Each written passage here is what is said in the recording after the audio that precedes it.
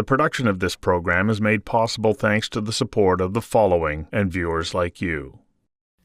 About 4.5 billion years ago, Earth's Hadean eon was undergoing significant geological and chemical changes. Evidence suggests the Earth's first crust was forming and the beginnings of life were starting to line up. But it took another 3.8 billion years for biological life to start to emerge, and that was shortly after the formation of the oceans. Very turbulent time in Earth's history, and the evidence suggests that biological intelligence only emerged a few million years ago. If you consider everything that had to happen to allow for human life to emerge from the biological soup, well, the odds against it ever happening are astronomical, says Dr. Ali Victor Binazir, the author of Are You a Miracle? On the Probability of You Being Born, and 5 Hidden Love Questions. Now add in the odds of you being born you, not your brother, not your sister, not your cousin. Binazir says when you factor in the 155,000 generations of your family that preceded you, the odds are just mind-boggling against you ever being born you. In other words, you are a miracle. I invited Dr. Ali Victor Binazir to join me for a conversation that matters about embracing the miracle and magic of being you. Dr. Binazir, welcome. It really is a miracle to be born you, isn't it? Well, the odds of that happening are so infinitesimal that it should rightly blow our minds. But most of us really don't think that way. Most of us think that, oh, here I am and this is my life. But how'd you end up here on this planet that seems to provide the right conditions for life in this particular solar system and in this particular incarnation, as the Buddha used to call it, this one precious incarnation? It is a precious incarnation, and I think that once you start to recognize what the odds against it are, were remarkable. You know, in my introduction, I talk about going all the way back to the formation of Earth itself and all the elements that had to come together, leading to some kind of the emergence of biological life and then intelligent biological life. And Brian Cox, the noted physicist from Manchester University, says we're probably the only species there is, period, anywhere, that is intelligent biological life. And so that adds even more to the majestic nature of what a miracle we are. Absolutely. And the Buddha, in order to convey to his followers how incredibly rare this event is, he said the probability of you being here incarnated as you is the same as there being one life ring thrown in all of the oceans of the world, and there being exactly one turtle in all of the oceans of the world, and that turtle surfacing one time and having his head pop out of that one life preserver. So that is a tiny number, and people have estimated around 1 in 400 trillion. But I wondered, is that really correct? Can we do a little back of the envelope calculation to figure out what that real number is? What did you discover? Well, so in order to be sitting here right now before you, a bunch of things had to happen, not the least of which was that my mom had to meet my dad. It had to be those exact two people. So what are the chances of your parents meeting each other and having a kid who lives long enough to be you? Well, you go back to when our parents were alive, let's say 40, 50 years ago. Population of the Earth was half of what it is now. So that was around 4 billion people, and half are male, half are female. And so roughly you can calculate that, say, in a lifetime of going out, meeting humans, maybe meet 10,000 people. So out of that 2 billion people, that narrows it down to 1 in 2,000 or so, 1 in 20,000, sorry. And so the probability of your parents meeting roughly in the neighborhood of 1 to 20,000, 1 in 100,000, probably being very, very optimistic there. The production of this program is made possible thanks to the support of the following and viewers like you. That's the beginning of it, but your parents have to have been the right age. They have to have been uh, able to reproduce. And then there's Absolutely. the whole reproductive process itself, which is, um, it is complex as well. Yeah, that's when stuff gets a little tricky because guess what? In addition to all the improbability of that particular man and woman meeting amongst a sea of 4 billion people, now you've got this challenge where the right sperm has to meet the right egg. And that's an incredibly unlikely event because, every time a man actually has intercourse with a woman, and there's about 100 million sperm that are set after 20,000 or so eggs. But it has to be the exact right sperm and the exact right egg. So it's all the eggs and all the sperm in the entire lifetime of someone that we're talking about here. So that number starts getting very big, if I may look at my notes just so I can get it right. So you've got around 4 trillion sperm that a man makes in his reproductive lifetime that correspond to the time during which a man and woman are together and can actually bear children. And there are about 100,000 eggs that an adult woman has that are viable. So you got to multiply those probabilities. So that ends up being 1 in 400 quadrillion. So the number is already getting very, very large here, way beyond just 400 trillion, which the Buddha said. And then you multiply that 1 in 400 quadrillion by the prior probability of 1 in 4 million, which was the probability of mom meeting dad and then having kids. And that ends up being a very large number, 1.6 times 10 to the 24th. So these numbers, we're going to use exponentials now because after trillion, who knows, in quadrillion, who knows what comes. So 1.6 times 10 to the 24, that's a pretty large number. So the total number of atoms in a spoonful of sugar is around that. And that's a lot. Yeah, as you're saying that, I'm realizing that if it wasn't that exact sperm and that Right. exact egg, then Right. you wouldn't be you. It's why Right. your brother or sister are different than you, Ex even though you had the same parents. Exactly. And of course, now you have to take into account that, wait a sec, this has to be true of every single one of your ancestors. For every one of them, I mean, that's basically like your mom and your dad. Each one of these people had to be born, stay long enough to have at least one kid, who then went on to have kids of their own. And and this chain goes back all the way to the primordial slime. Otherwise, none of this happens. If one of your great great great great great grandmas got brained by a rock, falling down, that's the end of that. Saber-toothed cat eats him, that's the end of the line. And yet none of that happened. So now we have to take into account the entire lineage of you, plus the probability of everybody in that lineage living long enough to have at least one kid. So let's say, the hominins have been around for 3 million years, generations around 20 years. That's 150,000 generations. Okay, so now you have to calculate each one of those people in those generations living long enough to have a kid, right? So let's say 50%, which is extremely generous, right? But then you also have to figure out what are the total number of your ancestors. And that number gets really crazy really fast because, you start out with, okay, you got 2 parents, then you got 4 grandparents, 8 great grandparents, 16 great great great grandparents, and this goes on 32, 64, 128.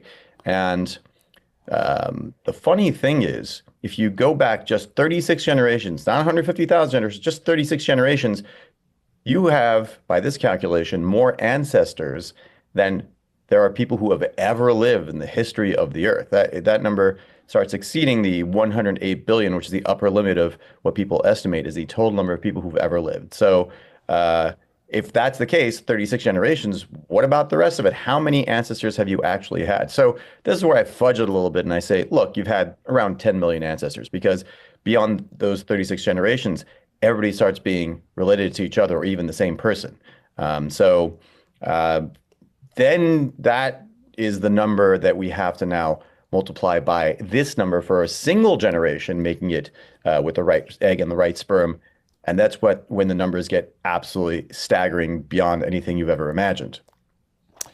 Well, I'm going to throw in just one other little sidebar here. The research demonstrates that we, especially anybody who has European or maybe Western Asian ancestry, that there was interbreeding with Neanderthals. And so there's a bit of a calculation that comes into there too. It is mind-boggling. But I think the point of it is that once you start to embrace this, you realize you've been given a gift. You've been given a gift that probably doesn't exist anywhere else in the universe. And so what responsibility do we then have to make the most of this gift that we've been given? That's absolutely right, Stu. And, as we are sitting here and going about our days, having our Egg McMuffins and, commuting to work and watching TV, we think, oh, little old me, I don't even matter. I don't even count there. But the fact of the matter is we are all interconnected and everybody is connected to everybody else in this infinite web of basically support. And being these hypersocial creatures, everybody is a part of a net. Nobody is this point mass floating in space. And you matter because you've got 150,000 generations of ancestors before you saying, hey, look, you're the one who made it. You go. And then the thousands of generations of offspring that come after you. And then all the interconnections between the people you already know. And the fact that this Earth right here is an incredibly unlikely place in the entire universe that has spawned life because of the right temperature, the right humidity, the right mix of gases in the atmosphere, the right distance from the sun, the right shielding from solar winds and cosmic rays because of the magnetic field of the Earth. These are things that we don't really think about, but the fact that life exists at all over here is an insane miracle. And just so I can share with the audience some comparables. So the final number we come up with, which is probably a gross underestimate because I don't even count all the generations before the hominins, right? There's an unbroken line between the first single-celled organism and us. The primordial slime, that's our great to the 2 millionth power ancestor. And all those things, all the lizards, all the fish, everything is an unbroken line that leads to us. So the actual number is actually even more ridiculous than this. But with all the stuff that I mentioned, the probability of you being you here sitting right now and listening to this is 1 in 10 to the 240 millionth power. And just to get a sense of what that is, the total number of atoms on planet Earth is 10 to the 50th. The total number of particles in the universe is 10 to the 80th. This number is 1 in 10 to the 240 millionth. So, and to have an actual real world event associated with that. Imagine that you had everybody in Europe, which is roughly 800 million people, have a coin flip, right? And the deal is that in order for you to exist, they all flip the coin and every single person has to come up heads. If even one of them comes up tails, you don't exist. That is the probability of you existing. 800 million coin flips that miraculously somehow all did turn up heads because here you are. The production of this program is made possible thanks to the support of the following and viewers like you. So you mentioned you matter. And I've encountered people who go, we don't matter one bit. We're just this one little speck of dust in the universe. But, going back to Brian Cox, he goes, if we are the only intelligent biological beings in the universe, we're the only ones who can give meaning to what this experience is and what the universe is. We actually all have a tremendous responsibility to make the most of what this gift is that we've been given. And it's our responsibility to use that because Once we do, we as a mass of energy move energy around us. And it starts to unfold in ways that we can never imagine. The same way, if you go back 155,000 generations down your lineage, none of those people had any idea that they were going to be responsible for you or me having this conversation through some mediated environment. But what they did had to happen exactly the way that it did, otherwise we wouldn't be doing this. That is absolutely true, Stu. And everything that we do ripples out through the universe. Everything that you say, every breath that you take, excuse me, everything is having an effect.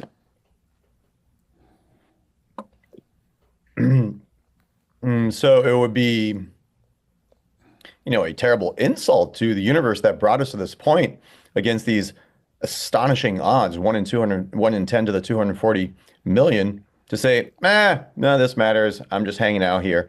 At the same time, I don't want to overburden people with the idea that, okay, you're here, you gotta do something good, you gotta earn your keep. Just the fact that you are here is miracle enough. And if we start there, that's the point from which people can really bloom, when they feel that, hey, I am enough and I am already a miracle, as opposed to, I'm just, little nobody here hanging out.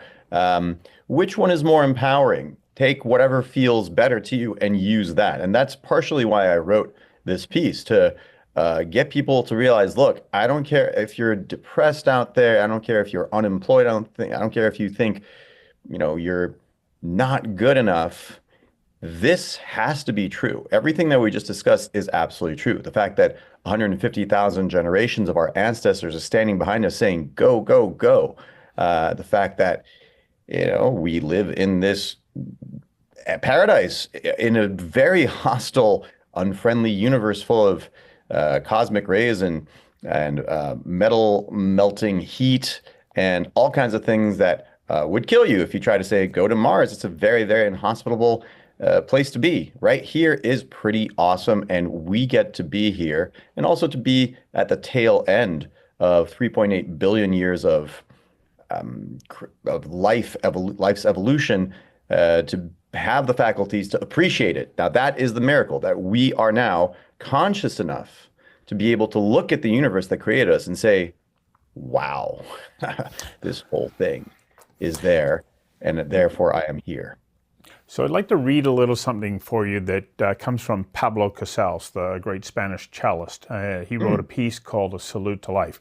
Now, I've just cherry-picked a little bit here, but I want to get to, your Marvelous Mondays and Thankful Thursdays and so on in just a moment. But let me read this, and then we can jump to that. Pablo Casals said, on my last birthday, I was 93 years old. Age is a relative matter. If you continue to work and to absorb the beauty in the world about you, you find that age does not necessarily mean getting old. In spite of my age, I have not lost my zest for life. So how does one explain this? Each day I am reborn. Each day I must begin again. Each second we live in a new and unique moment of the universe, a moment that never was before and never will be again. And what do we teach our children? We teach them that 2 and 2 make 4 and Paris is the capital of France. When will we also teach them what they are? We should say to them, do you know what you are?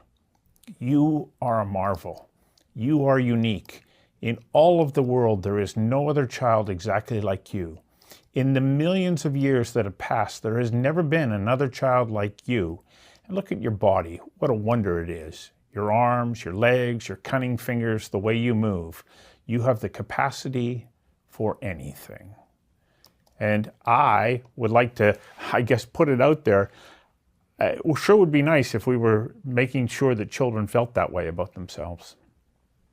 That is a great place to start, and it is absolutely true. And in the book that you mentioned, the 5 Hidden Love Questions, I have these 9 different stories of you, each one of them pointing to the miraculous nature of being. And one of them is that, hey, if you're sitting there listening to this, you are 37 trillion cells that started out as a single cell. That union of the sperm and the egg resulted in many, many doublings that lead to 37 trillion cells that get along, that breathe you even as you are asleep and unconscious.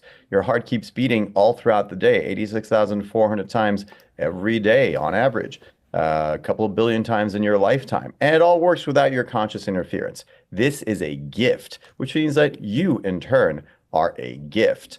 And one of my readers sent me a tattoo of that number, the probability of existing, because he was depressed. And when he read this, it was like, oh, wow, okay. I don't even, this is reason enough to live because holy cow, we've been handed this miracle. And what a terrible squandering of the miracle would be if I didn't appreciate for what it is. And every child, every former child, which is basically every grown-up, should remember that. It's very easy for us to look at an infant and say, "Oh wow, look at this miraculous being. Look at these 10 toes and 10 fingers and the moving mouth, and it's so cute and these blue eyes." And people forget that every single one of us was that miraculous child. And how is a person who's been crossing streets and not getting run over for 30, 40 years less miraculous than a baby who hasn't had any of these experiences? And you picked up your native tongue just by grabbing onto strands of sound wafting through the air from your parents. You reconstructed the entire English language and all its unreason and complication, and figured out how to do all these things, including, tune into this show or type on a computer. Pretty amazing. So if you start with amazing, it's only up from there. The production of this program is made possible thanks to the support of the following and viewers like you. So let's quickly go over sort of your 5 days of the week that you say, here are ways that you can celebrate. And let's start with your Magnanimous Mondays. Tell me a little bit about that, and then we'll go on to Tremendous Tuesdays. I love it. So, Magnanimous Mondays. So the idea is, in order for people to do the things that they say they want to do, it really helps to have this thing called an implementation intention, as in a time and a place to do the thing, right? So, for example, if you want to be a generous person, okay, when's a good time for generosity? Hey, I know, let's stick it on the calendar. So I call Mondays Magnanimous Mondays because that's the day when you can practice being generous. And how can you be generous? Well, you could hand out dollar bills to people, or you could just go up and give them a gift of appreciation. It's like, hey, I really appreciate what you did with this show, Stu. That was amazing. Or, hey, great outfit you've put together. The simplest thing, even that has a massive effect that people don't realize. And that is power that you have. So if you're able to give that kind of love and appreciation to other people, well, we can't give stuff that we don't have. So guess what? You are probably full of love and just waiting to give it away. So what do you mean by Tremendous Tuesdays? So Tremendous Tuesdays. Okay, can we edit this later on? Because I'm kind of forgetting what Tremendous Tuesdays was all about. Okay, good. I think that was just feeling the magnificence of you. What was Tremendous Tuesdays? Let me find it. Yep. Hold on. Okay, I got it. Okay. Okay. So Tremendous Tuesdays are all about you realizing that, hey, you have power, no matter where you are, where you're sitting, where you think you are in the hierarchical structure of humanity. You have power. And the power that you have is to be the buyer, be the one who is discerning as to whether this relationship is good enough for you, this meal is good enough for you, whether this person that you're speaking with is somebody who is good for you. And this is discernment. This is exercising good judgment and also being a little picky about what your life experience is, because that's how you can live a better life, as opposed to settling for what you can get. So I urge you to be a little more discriminating in your choices, especially when it comes to the things that elevate you and support you in your endeavors to thrive and flourish. There was one, Wise Wednesdays. Let's deal with that one, and then we're going to have to wrap up because we're going to run out of time before we get into Thursday and Friday. But I just think that your list is remarkable, and it gives an appreciation for making sure that we are fully engaged in our lives. Absolutely. And I'm a big fan of Wise Wednesdays because Wise Wednesdays involves a practice that is so easy, yet not necessarily, it's simple, but not necessarily easy because people forget that you have the power to be a great listener. So Wise Wednesdays corresponds to the third of the five hidden love questions, which is, am I safe? Because massive studies done by Google have shown that people thrive best in circumstances where they feel psychologically safe, where they feel as if they can express themselves. And that's how their mind frees up to come up with new ideas and be an even bigger contribution to the world. So Wise Wednesdays, we encourage you to be that person who provides psychological safety and you become the chief listening officer of the world. You are listening to people, you're bringing out the best in them, and thereby enriching your surroundings, as well as recognizing that this is also something that feeds and nourishes you by being a great listener.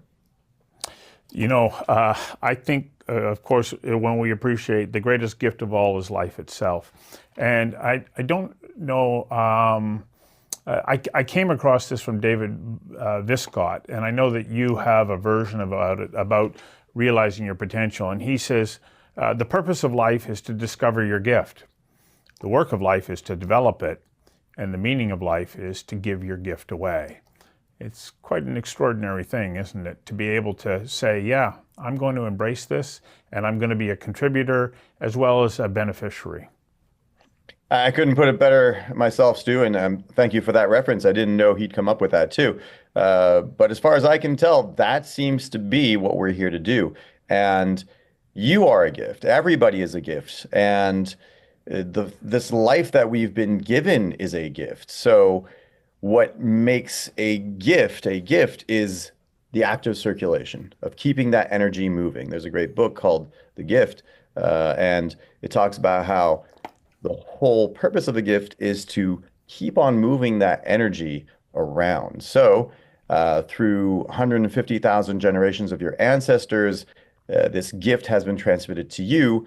Now you have a chance to transmit that gift to other people of appreciation, of thriving and flourishing, of providing psychological safety, of being the best version of you, which is the version that is in service to everyone around you. It's my understanding that Aristotle said the responsibility of a fully functioning human being is to realize their potential, because a failure to do so is not a loss just to them, but it's a loss to all of society. And I think that the work that you have done is a really wonderful motivator to remind us that go out and be the best you, not the best somebody else, but be the best you that you can be, because what you do matters. Absolutely. Thank you very much for your time today. Thank you, Stu, for having me.